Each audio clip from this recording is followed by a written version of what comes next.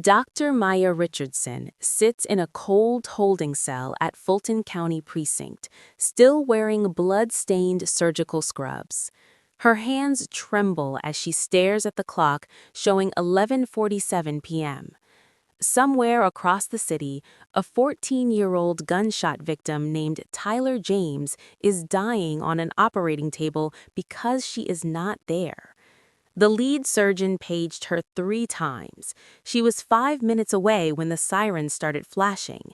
Now, Officers Bennett and Kozlowski stand outside her cell laughing about the fake doctor they'd just caught. She closes her eyes, knowing Tyler's blood is on more than just her scrubs. 4 hours earlier, Maya had been finishing a successful emergency appendectomy at Mercy General Hospital, her skilled hands moving with the precision that came from 15 years of surgical experience. The 38-year-old trauma surgeon stripped off her gloves and was updating the patient's chart when her pager erupted with a Level 1 trauma alert.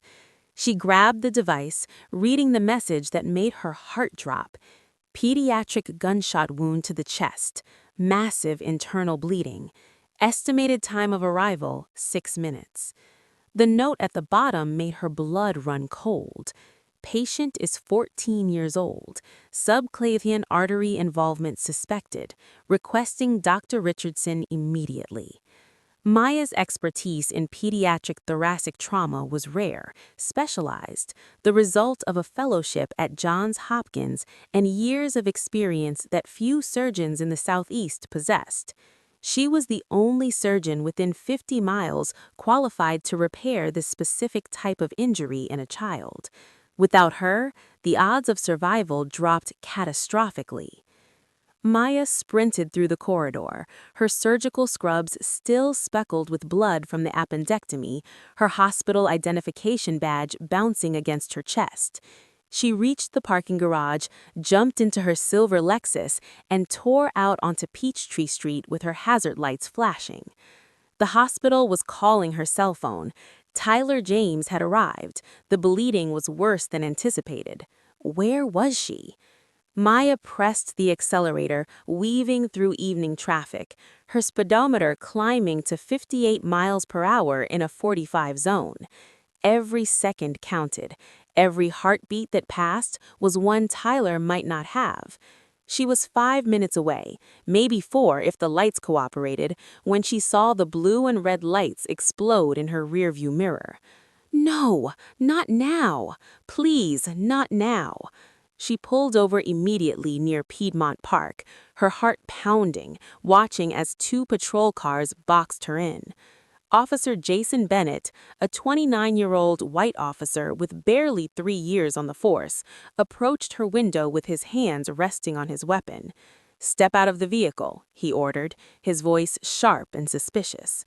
Maya's hands shook as she opened the door, already talking, already explaining. "Officer, I'm a trauma surgeon at Mercy General. There's a critical pediatric case, a 14-year-old with a gunshot wound. I'm the only surgeon available who can perform this operation. Please, I need to get there now."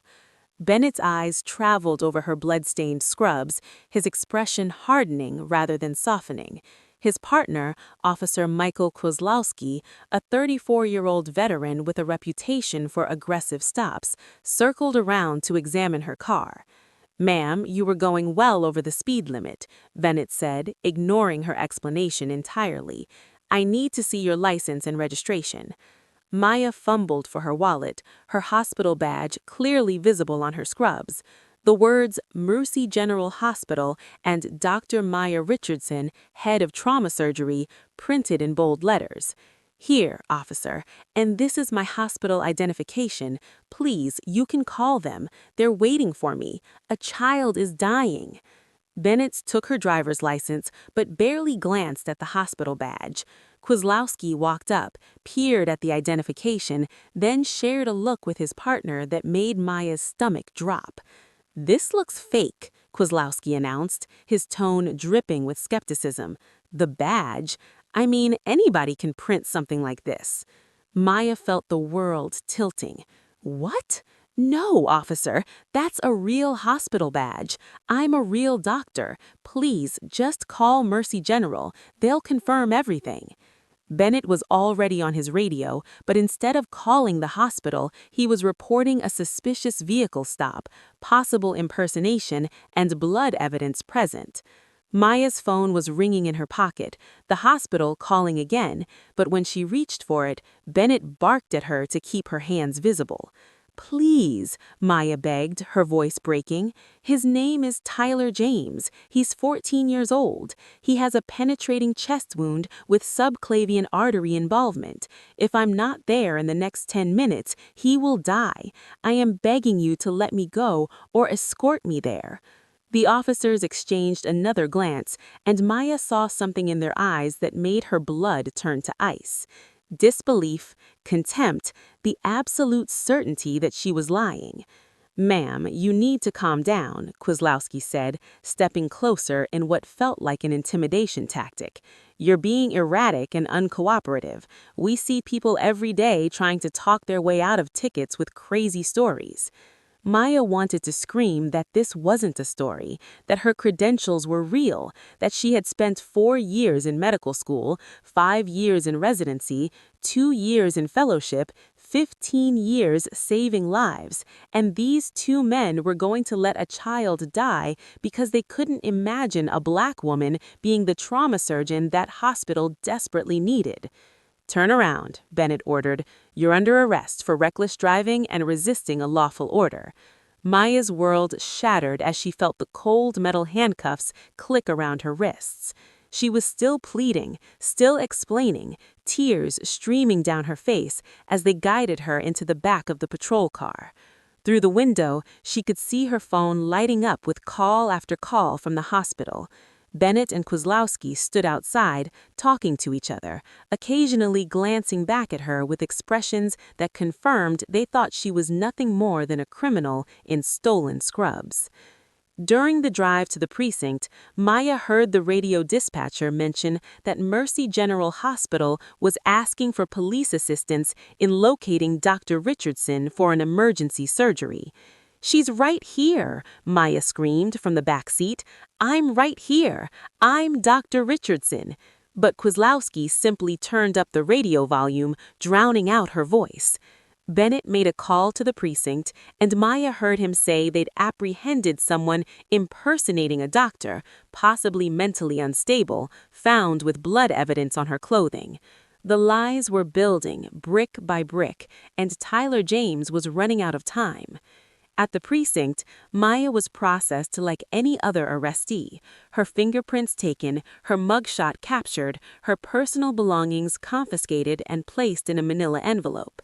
Desk Sergeant Linda Walsh, a 52-year-old white woman with 30 years on the force, handled the intake and immediately noticed something off about this arrest.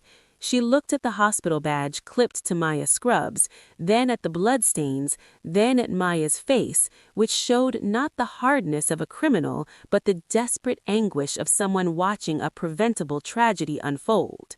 "What exactly was she arrested for?" Walsh asked, her tone suggesting she'd seen too many questionable arrests in her career. "Reckless driving, resisting arrest, and possible fraud," Bennett rattled off as if he'd rehearsed the charges. "She was going 80 in a 45, got combative when we tried to question her, claimed to be some kind of surgeon even though her story kept changing." Maya's head snapped up. "That's a lie. I was going 58, not 80, and I never got combative. I showed them my credentials and begged them to let me get to the hospital." Walsh's expression narrowed. She picked up the phone and dialed Mercy General, asking to speak with the operating room supervisor. After a brief conversation with someone named Jennifer Chen, Walsh's face went pale. She covered the receiver and looked at Bennett and Kozlowski with barely concealed fury. "This woman is actually their head of pediatric trauma surgery. They have a 14-year-old with a gunshot wound in critical condition who specifically needs her expertise. You two just arrested the only surgeon who can save that kid's life." The words hung in the air like an indictment. Bennett's face flushed red. but instead of admitting the mistake, he doubled down.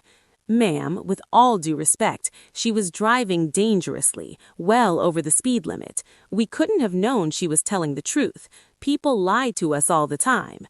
Kozlowski jumped in, his voice defensive. "She was acting erratic, wouldn't calm down, kept yelling about some kid. We thought she might be on drugs or having a mental episode. The blood on her clothing looked suspicious." Walsh's expression suggested she'd heard enough excuses for one lifetime. "That blood is probably from a previous surgery. She's a trauma surgeon. Of course she has blood on her scrubs. And she was upset because she was trying to save a child, while you two were treating her like a criminal." At that moment, Lieutenant Marcus Hayes arrived, a 41-year-old black man who'd risen through the ranks despite facing his own share of discrimination. He reviewed the situation, listening to both sides. Dr. Alan Foster appeared, the 61-year-old white chief of surgery at Mercy General, still wearing surgical scrubs, his face flushed red with a fury Maya had never seen from the normally composed physician. He stopped at the sight of Maya behind bars, and his expression transformed from anger to something approaching anguish. He turned and stormed toward the desk area, his voice booming through the precinct. "Where is the officer in charge? Which one of you arrested Dr. Richardson? Get me Lieutenant Hayes right now. I want to know who thought it was acceptable to cage one of the finest trauma surgeons in this state while a child died on my operating table." The last words hit Maya like a physical blow. Died. Tyler had died. She gripped the cell bars, her knees buckling, a sound escaping her throat that was somewhere between a wail and a whimper. Hayes emerged from his office, trying to maintain authority in the face of Foster's rage, but the surgeon was beyond placating.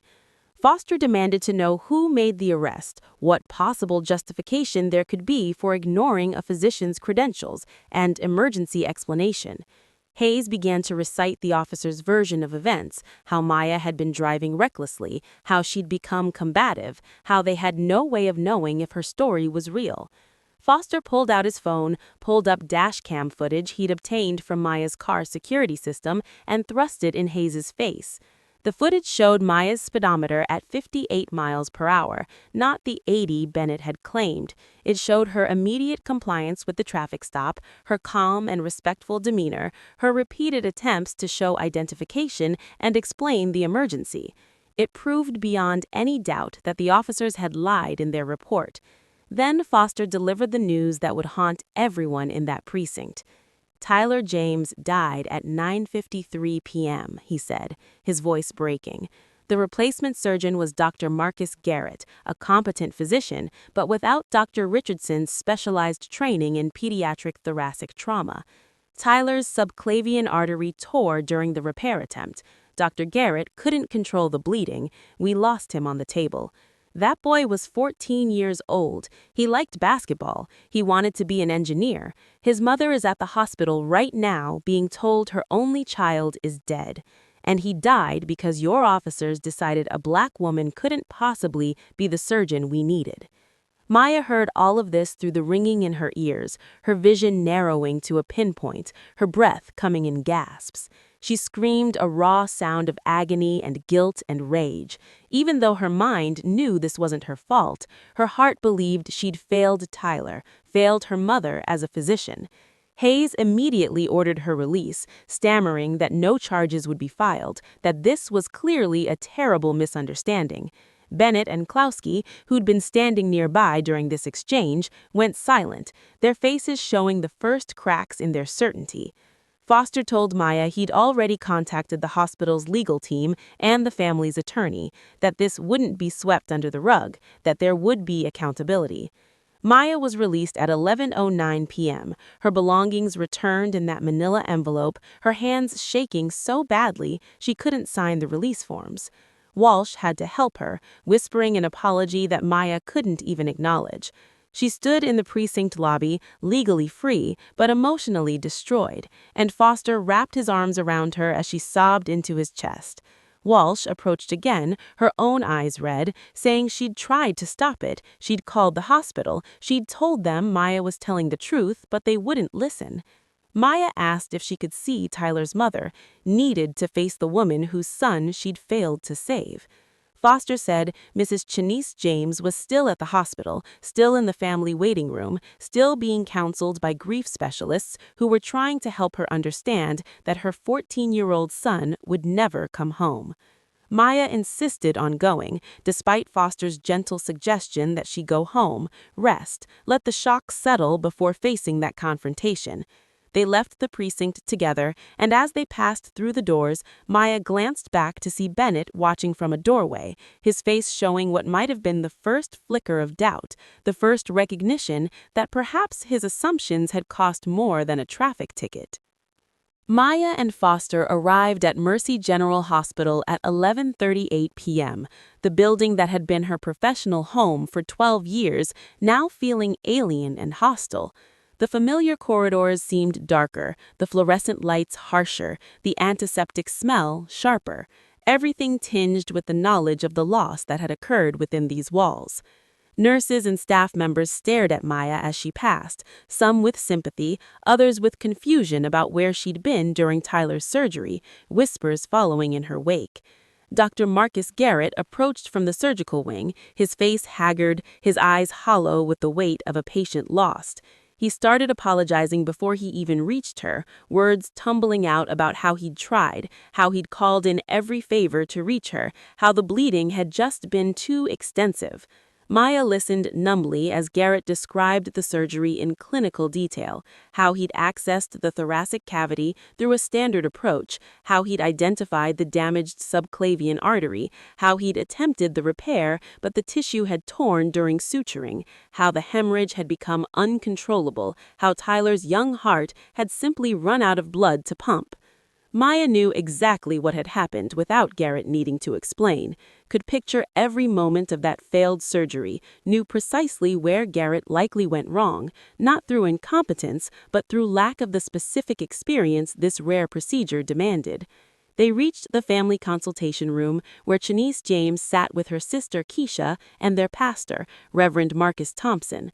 Chanice was a 36-year-old woman who'd raised Tyler alone after his father's death in a construction accident 5 years earlier, had worked double shifts as a nurse's aide to give her son opportunities, had dreamed of seeing him graduate high school and college and become the engineer he'd always talked about being.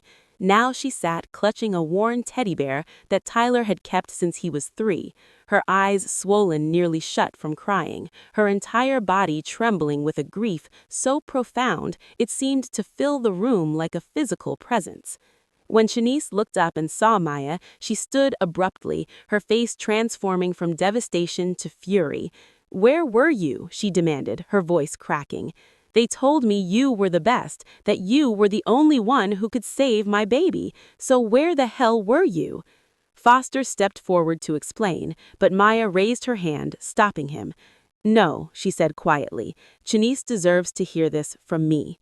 Maya knelt before Tyler's mother, looked her in the eyes, and told her everything.